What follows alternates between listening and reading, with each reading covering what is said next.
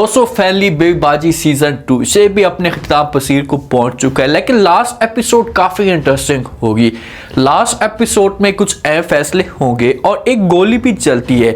अब ऑडियंस के दिमाग के अंदर ये बार बार सवाल आ रहा है कि भाई ये गोली जाकर किसको लगी है, क्योंकि सायरा भी वहां पर मौजूद थी, फुप्पो भी वहां पर खड़ी थी और बिलाल भी वहां पर मौजूद था और ये तीनों इस ड्रामे के अंदर विलन का किरदार अदा कर रहे थे। तो इनमें से किसी एक को गोली हाथ में लग सकती है। अगर फुप्पो को लगती है तो क्या उसके बाद सायरा को अपनी गलती का एहसास हो जाएगा, क्योंकि सायरा ने बहुत जुल्म किए और अभी तक सायरा को अपनी गलती का एहसास तक नहीं हो रहा कि यार मैंने अज़हर के साथ ज्यादती की, अज़हर के घर को बर्बाद मैंने किया, तो मुझे जाकर माफ़ी मांग लेनी चाहिए।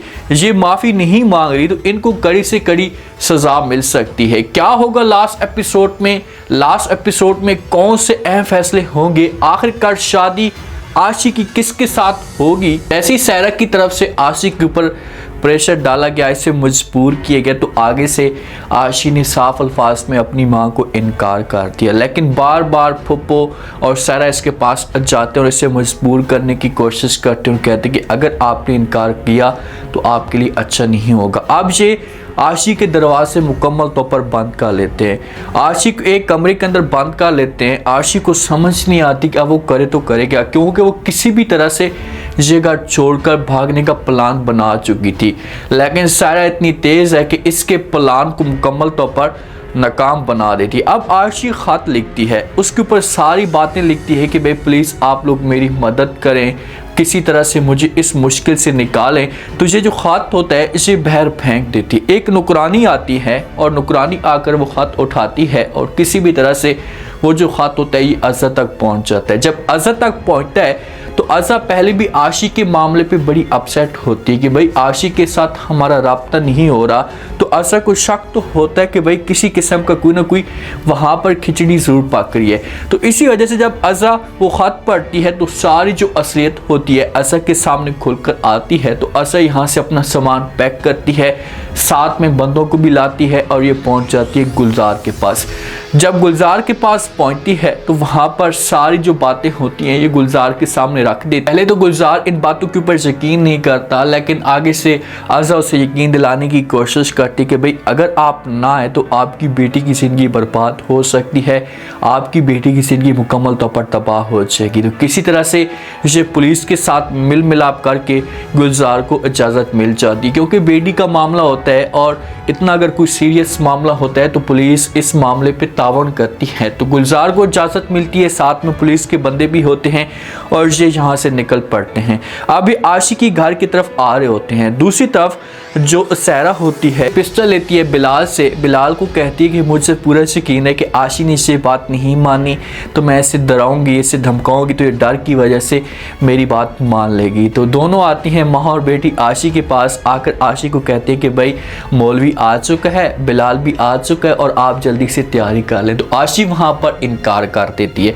इनको कहती है कि भाई मैं मौलवी के सामने इनकार कर दूंगी, मैं कहूँगी कि मुझे से निकाह कबूल नहीं है, तो फिर क्या होगा, फिर आप क्या कुछ कर सकते हैं। तो आगे से साथ में सायरा के पास पिस्टल होती है और वो पिस्टल निकालती है और ये दिखाती है आशी को कि भाई आशी जब ये देखेगी डर जाएगी।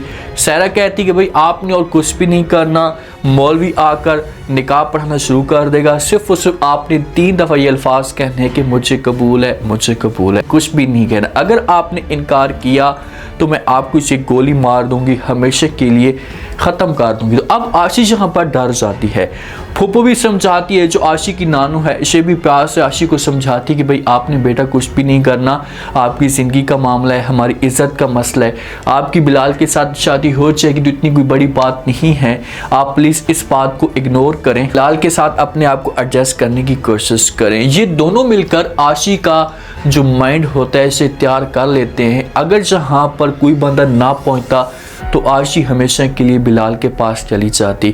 अब लड़की का दिल नहीं है शादी करना उस इंसान के साथ, तो प्लीज़ आप किसी भी लड़की के ऊपर ऐसे ज़बरदस्ती ना करें। अगर उसके ऊपर प्रेशर डालने की कोशिश करेंगे, ज़बरदस्ती करेंगे, तो आगे की जो ज़िंदगी होगी वो लड़की की बर्बाद हो जाएगी और दोनों एक दूसरे के साथ सेट नहीं हो पाएंगे, छोटी छोटी बातों पे मसले मसाइल खड़े होना शुरू हो जाएंगे। तो इसी वजह से लड़की से या लड़के से दोनों की शादी हो रही है तो आप जाकर उनकी राय ज़रूर पूछें कि भाई हाँ आपको ये लड़की पसंद है या आपको ये लड़का पसंद है, आप शादी करना चाहते हैं या नहीं, फिर जाकर आगे की बात चले।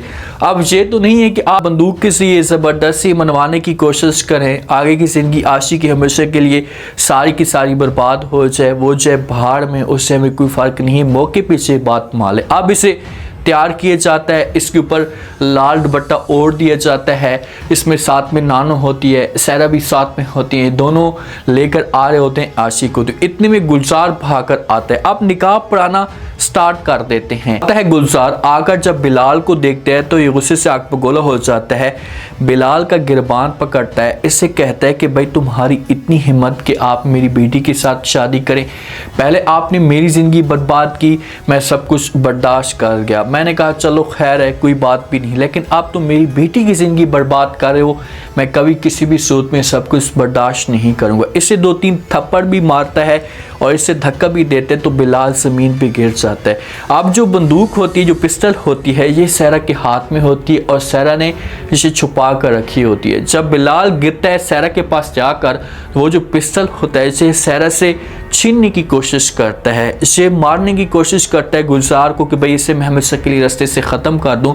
जब छीनने लगता है सहरा उसे रोकती है कि बिलाल आप नहीं ऐसा नहीं कर सकती, तो वहाँ पर गोली चल जाती। अब यहाँ पर डेथ किसकी हो सकती है, सहरा की होगी या यहाँ पर बिलाल की होगी, इन दोनों में से किसी एक की होगी, लेकिन बिलाल की 99% चांस लग रहे हैं कि बिलाल की डेथ होगी और पुलिस ये समझेगी ये जो गोली है सहरा की हाथों से चली है, तो फिर यहाँ से सहरा को और जो नानो होगी, जो सहरा की माँ होगी, इसको पुलिस पकड़ कर लेकर चली जाएगी और गुलजार की यहाँ पर हमेशा के लिए जान पाई सकती। आशी आएगी, आकर भागकर अपने बाप को गले मिलेगी, उसका शुक्रिया अदा करेगी, बाप को कहेगी अगर तुम ना आते तो मेरी ज़िंदगी बर्बाद हो जाती। गुलजार जो होगा से सारी की सारी बात आशी के सामने रख देगा कि भाई अज़ा भाभी आई थी और आकर जो मुझे सब कुछ बताया, और अगर अज़ा ना होती तो आपकी ज़िंदगी बर्बाद हो जाती। सब कुछ अज़ा की वजह से हुआ है। सारे के सारे खुशी के साथ रहना शुरू कर देते हैं, सबके चेहरे के ऊपर मुस्कुराहट होती है।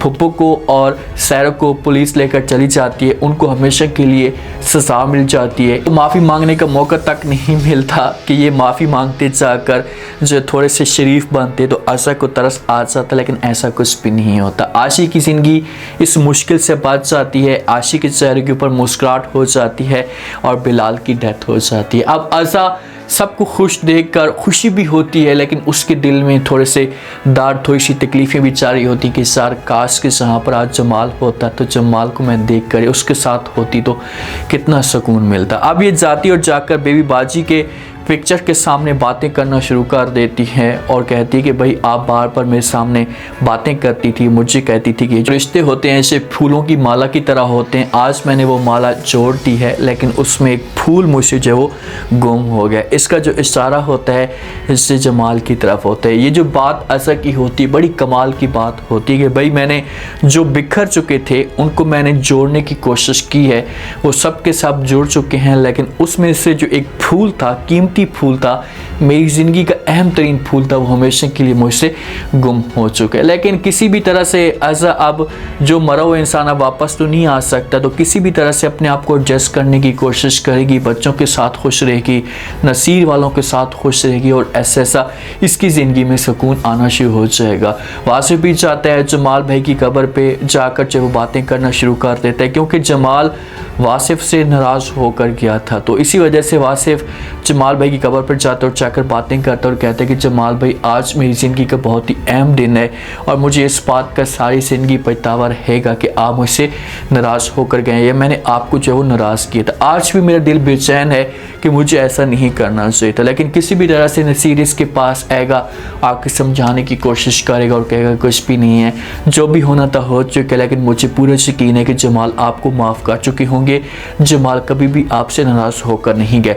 अब इस ड्रामे का जो एंड होगा ये तो हैप्पी एंड हो जाएगा। जाएगा, सबके सब खुशी के साथ रहना शुरू कर देंगे। लेकिन आशी की शादी किसके साथ होगी? क्या आशी अपनी जिंदगी सारी की सारी ऐसे गुजारेगी? हो सकता है कि कुछ न कुछ ड्रामे को 10 साल के बाद या 5 साल के बाद दिखाया जाए और आशा का जो बेटा है इसको जल्दी बड़ा किया जाए और आशी को रोक दिया जाए, तो फिर आशा के बेटे के साथ जो है वो आशी की शादी हो जाए, ऐसा कुछ सीन पैदा हो सकता है। लेकिन जिस हिसाब से अगर मेरी आप राय पूछें तो जैसे बेबी बाजी सीज़न 1 को व्यूवरशिप मिली थी, ऑडियंस मिली थी, उस हिसाब से इस ड्रामे को इतनी ज़्यादा व्यूवरशिप नहीं मिली। एक तो एक शॉर्ट की वजह से सब कुछ हो रहा है, अभी यूट्यूब इतना ज़्यादा इन ड्रामों को रिकमेंड नहीं कर रहा, लेकिन ड्रामा काफ़ी इंटरेस्टिंग था। और ड्रामे में देखें जो मेन रोल होते हैं, जैसे अब बेबी बाजी थी, बेबी बाजी का हस्बैंड था, उनकी वजह से भी बहुत सारा इफेक्ट पड़ता है।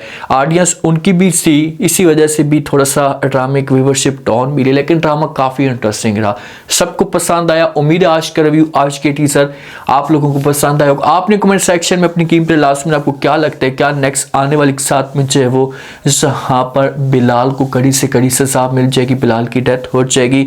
क्या यहाँ पर गुलजार को माफ़ कर दिया जाएगा? क्या पुलिस गुलजार को छोड़कर चली जाएगी और फुप्पो और सायरा को हमेशा के लिए जेल हो जाएगी? लास्ट में फीडबैक दें और चैनल को लास्ट में सब्सक्राइब कर दें आने के बाद।